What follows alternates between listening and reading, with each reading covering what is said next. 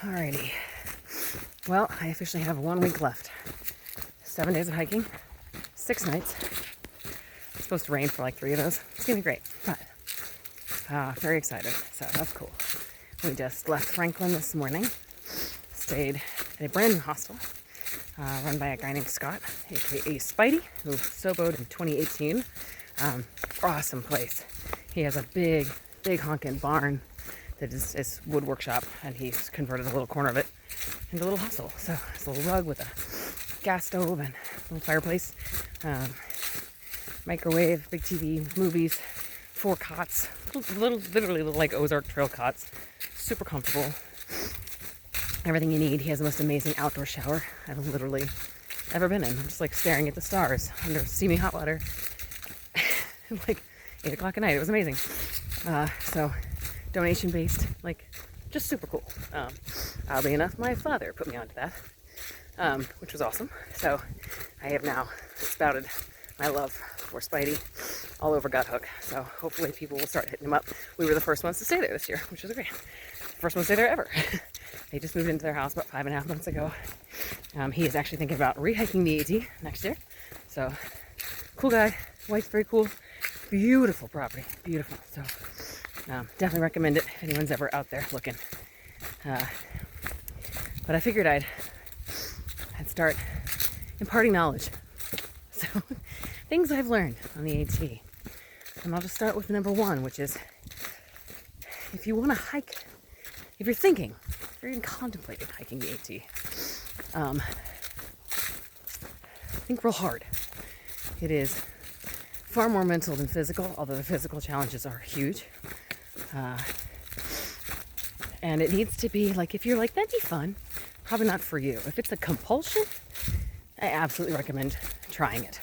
Doesn't guarantee you'll make it, but try it, because I think it's worth it. You might learn a few things. I have not had some sort of like epiphany or life-altering event, but definitely learned a few things about myself, which is good. So, but think long and hard, because it's not easy and it's not fun. It's not fun. It's stressful.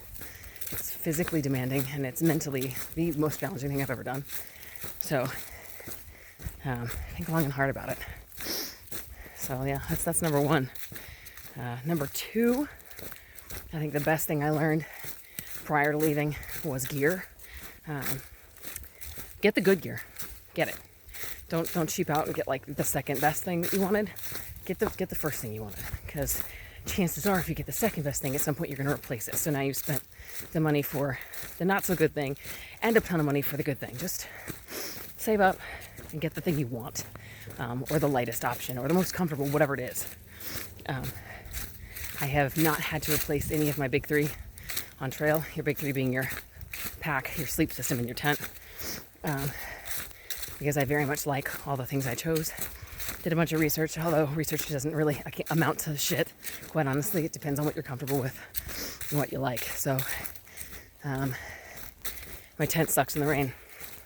Still love it. This is via the AT, so there are a lot of shelters. So, fortunately, for a good chunk of the rainy stuff, I could be under a roof and not my tent.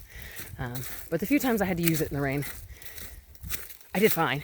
I was dry. My tent was soaking wet, but I mean, whatever. It worked. But I wouldn't trade it. I still love it. It's one of my favorite pieces. So, although I think I might have saved up and gotten the Dyneema version of it rather than the Sil Poly, because while it wouldn't have been any better for splatter in the rain, it wouldn't have soaked up water like my actual tent. So when wet, my tent weighs quite a bit more than it does dry.